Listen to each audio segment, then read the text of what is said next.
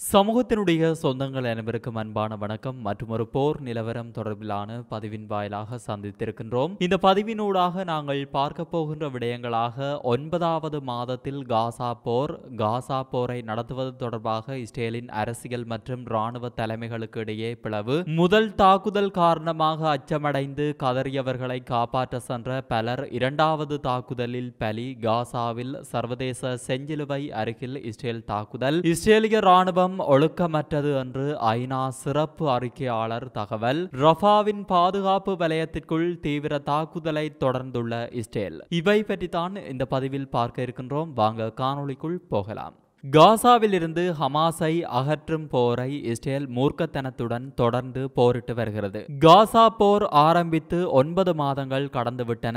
உயிரிழப்புகளும் அழிவுகளும் தொடர்ந்த வண்ணம் உள்ளன. காசாவில் போரை தொடர்ந்து நடத்துவதில் இஸ்ரேல் அரசுக்கும் இராணுவ தலைமைக்கும் இடையே பிளவு ஏற்பட்டுள்ளது. இருப்பினும் இந்த விவரம் வெளியுலகிற்கு தெரியவில்லை என்பதே உண்மை. முற்றுகையிடப்பட்ட காசா பகுதியை நடத்தும் குழுவான ஹமாஸுக்கு எதிரான போராட்டத்தை இஸ்ரேல் பலஸ்தீன பிரதேசத்தில் அதன் இராணுவ மற்றும் ஆளும் திறன்களை அகற்றும் வரை தொடரும் என்று பிரதமர் பெஞ்சமின் நெதன்யாகு வலியுறுத்தியுள்ளார். ஆனால் இப்போது 9வது மாதத்தில் போர் நடந்து வருகிற நிலையில் தெளிவான முடிவு அல்லது போருக்கு பிந்தைய திட்டம் எதுவும் தெரியவில்லை. ஹமாஸை அழித்து ஹமாஸை காணாமல் செய்யும் இந்த வியாபாரம் இது வெறுமனே பொதுமக்களின் கண்களில் மணலை வீசுவதாகும் என்று இராணுவ செய்தி தொடர்பாளர் டேனியல் ஹகாரி இஸ்ரேலின் சேனல் 13 தொலைக்காட்சிக்கு தெரிவித்தார்.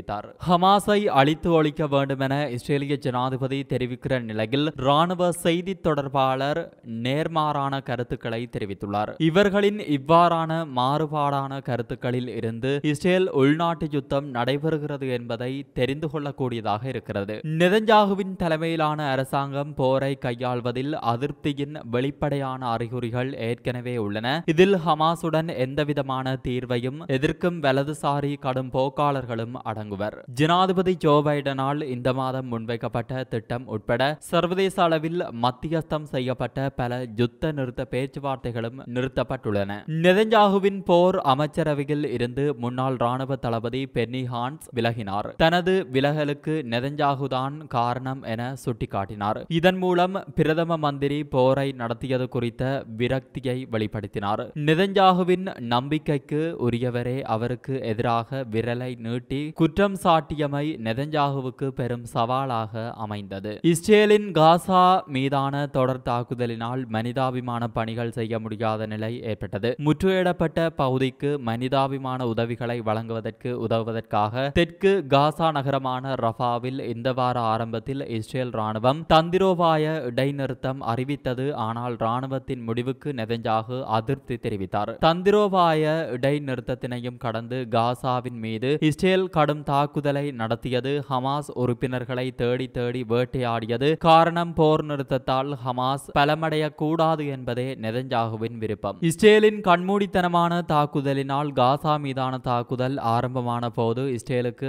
ஆதரவு கரம் நீட்டிய நாடுகளுடன் சமீபத்திய மாதங்களில் பரந்த பிளவுகள் வெளிப்பட்டன. போர் நிறுத்தத்தை உலக நாடுகள் வலியுறுத்துகின்றன. பேச்சுவார்த்தையின் மூலம் எஞ்சியுள்ள பணைய கைதிகளின் விடுதலை சாத்தியமாகும். ஹமாஸின் பிடியில் 120 பணைய கைதிகள் உள்ளனர். ஏற்கனவே 40க்கும் மேற்பட்ட பணைய கைதிகள் கொல்லப்பட்டு விட்டனர். மிகுதியான பணைய கைதிகளாவது உயிருடன் வீட்டுக்கு அனுப்ப வேண்டும். நெதன்யாகு ஹமாஸ் ஆகியவற்றின் பிடிவாதத்தினால் பிணை கைதிகளின் நிலை மரணத்தின் விளிம்பில் உள்ளது.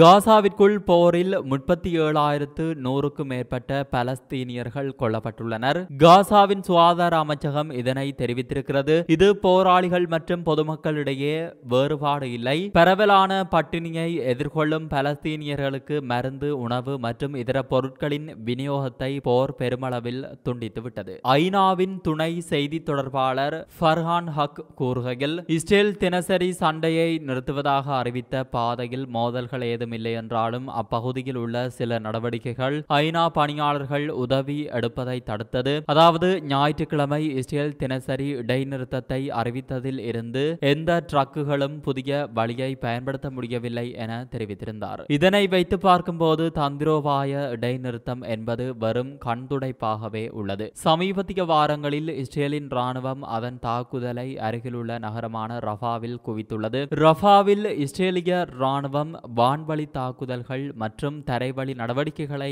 மேற்கொள்வதால் நகரம் இப்போது கிட்டத்தட்ட காலியாக உள்ளது. ரஃபாவில் இஸ்ரேலிய ராணுவம் 500க்கும் மேற்பட்ட போராளிகளை கொன்றது மற்றும் ஹமாஸ் படைகளுக்கு பெரும் சேதத்தை ஏற்படுத்தியதாக கூறுகிறது. ஆனால் இந்த நடவடிக்கை குறைந்தது இன்னும் பல வாரங்களுக்கு தொடரும் என்று அதிகாரிகள் எதிர்பார்க்கிறார்கள். காசாவின் ரஃபா எல்லை கடப்பு உட்பட எகிப்துடனான எல்லையில் 14 கிலோமீட்டர் நடைபாதையையும் இஸ்ரேல் கையகப்படுத்தியுள்ளது. இஸ்ரேல் இப்பகுதிக்குள் நுழைவதற்கு முன்பு மனிதாபிமான உதவிகளை வழங்கவும் பலஸ்தீனியர்கள் பிரதேசத்தை விட்டு வெளியேற அனுமதிக்கவும் இந்த குறுக்கு வழி பயன்படுத்தப்பட்டது. ரஃபா நகர சபையின் தலைவர் அஹ்மத் அல் சூஃபி புதன்கிழமை கூறுகையில் இஸ்ரேலிய தாக்குதல்கள் 70% அதிகமான வசதிகள் மற்றும் உள்கட்டமைப்புகளை அளித்துவிட்டன. இஸ்ரேலிய படைகள் ரஃபாவில் உள்ள முகாம்களை திட்டமிட்டு குறிவைப்பதாக அவர் குற்றம் சாட்டியுள்ளார். இவ்வாறான நிலைமைகள் காசாவையும் இஸ்ரேலையும் சுற்றி நடைபெற்றுக் கொண்டிருக்கின்றன. இது தவிர போர் தொடர்பான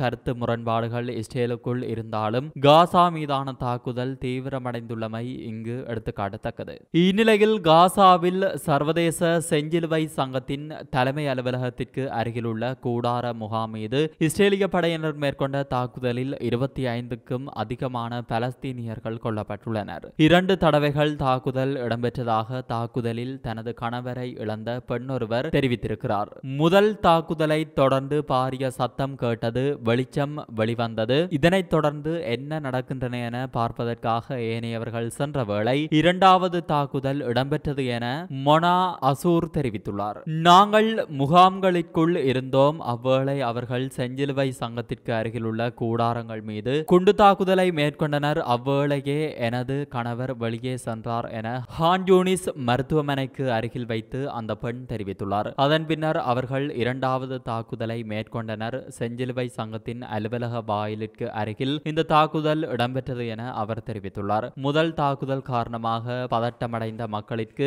உதவி கொண்டிருந்த தனது 2 மகன்கள் கொல்லப்பட்டு விட்டனர் என ஹசான் அல் நயாய் தெரிவித்துள்ளார். பெண்களும் குழந்தைகளும் அலறியதை தொடர்ந்து எனது புதல்வர்கள் அவர்களை காப்பாற்ற விரைந்தனர் என அவர் மருத்துவமனையில் இருந்தவாறு தெரிவித்துள்ளார். அவர்கள் பெண்ணொருவரை காப்பாற்ற சென்றனர். அவ்வேளை 2வது ஏவுகணை தாக்கியது. அதன்போதே இந்த சம்பவம் இடம்பெற்றுள்ளதாகவும் அந்த பெண் தெரிவித்துள்ளார்.